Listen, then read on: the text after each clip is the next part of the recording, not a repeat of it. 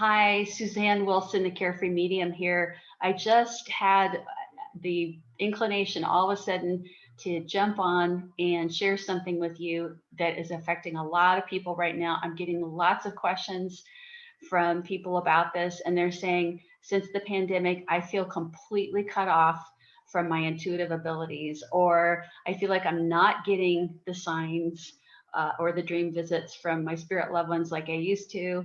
And then finally, I'm hearing, I feel like my spirit guides or my spirit loved ones have abandoned me right now, and I'm disconnected. Will I ever get reconnected?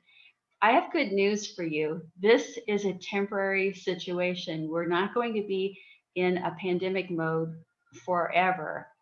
Things may change, but that doesn't mean that they're going to be quite as strict as they are right now. You have not been cut off from your spiritual team. You cannot be cut off from your spiritual team, no matter what. And I'm talking about your team of guides, angels, and beloved people and pets who now live in the light. You cannot be cut off from your intuitive abilities, but what is happening is you need to cut yourself some slack and be patient. If your mind is very, very busy with homeschooling the kids, figuring out how to get the bills paid in a time where you don't have a job or you don't have the work that you used to do, or if you have a loved one who's transitioned recently and with COVID, you have grief to go through. No one is losing their connections. You simply cannot lose your connections. But what can happen is all of your attention, your waking attention, is being diverted into survival mode. We're surviving a huge shift in the energies on the earth. And I firmly believe that you're here because you're meant to be here at this point in time, even though it's very difficult.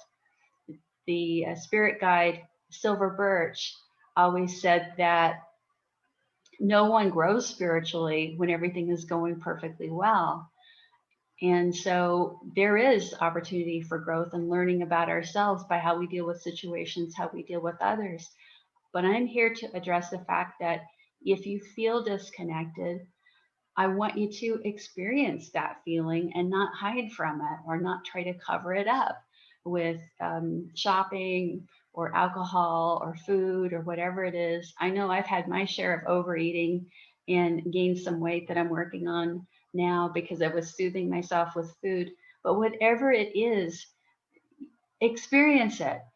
Perhaps journal about it, write about how you're feeling, because a year from now, 10 years from now, you can look back and say, wow, that was a period of great introspection. That was a period of shifts and changes. That was a period of me prioritizing my life and coming out stronger afterwards. Just write a few sentences every single day about what you're thinking and feeling, the things you wish for and want to manifest.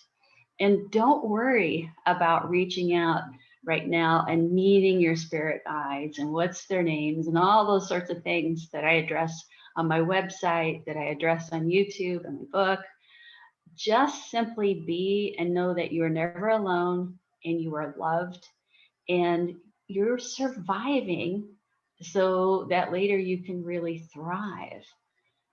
Focus on that and know that no matter what, you can never be disconnected from your intuition. You can never be disconnected from your spirit loved ones.